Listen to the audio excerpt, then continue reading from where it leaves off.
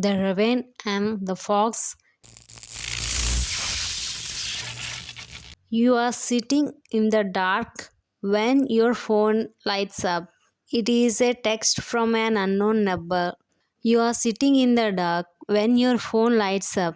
It is a text from a unknown number declaring you are winner. Or maybe it is a classmate telling you how incredibly smart you are right before asking to copy your homework. It happens every day. Intelligent people hand over their idea, their time, or their money to someone using the oldest trick in the book, sweet talking.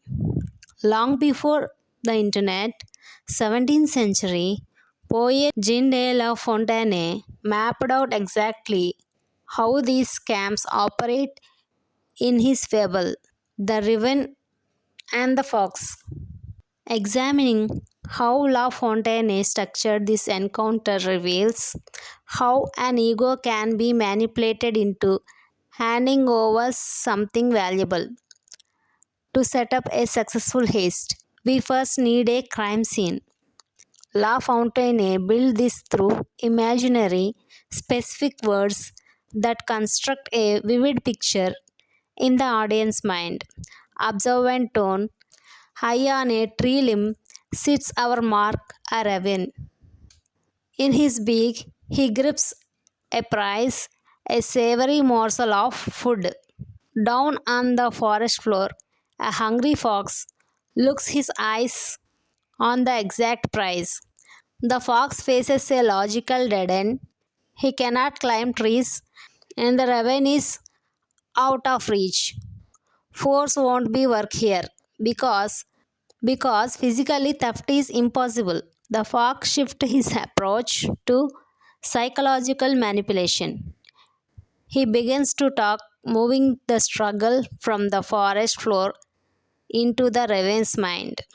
La Fontaine uses personification to give these animals human speech and intent. This allows the fox to interact as a strategist, focusing on the bird's ego rather than his position in the tree. The fox initiates his contact with flattery.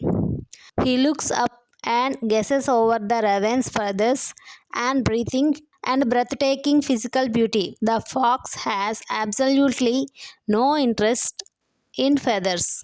This praise is a tool used to bypass the bird's natural suspensions and build unearned dust. And then comes the escalation to metaphor. The fox suggests that if the bird voice is as beautiful as it his looks, he would be the undisputed king of the forest. Calling a common word a king shifts the raven's focus. He stops birding his food and starts believing his own press, which quickly shuts down his rational judgment. While the fox is speaking, the poem itself deploys an auditory weapon, the ABB rhyme scheme.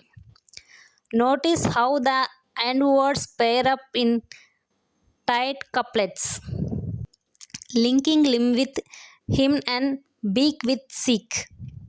This musical rhythm acts like a hypnotist pendulum, lulling the raven and the raider into a false sense of security. And that single movement exposes the raven's vanity, desperate to validate the predator's prize.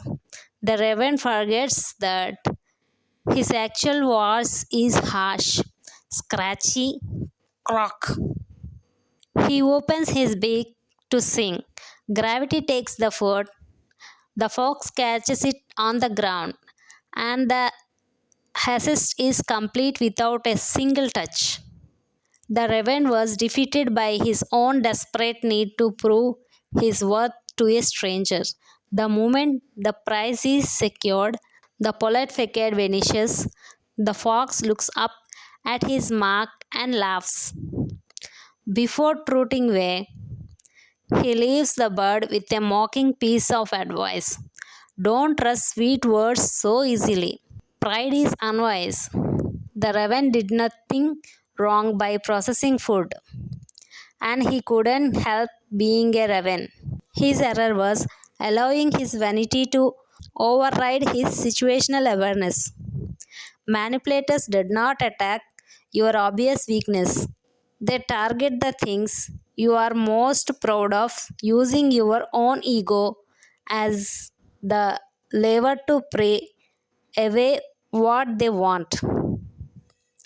This brings us back to the suspicious digital link, praising your windfall, or the peer flattering your intelligence right before asking for a massive favor. Unsolicited aggressive praise is rarely free. It usually carries a hidden motive.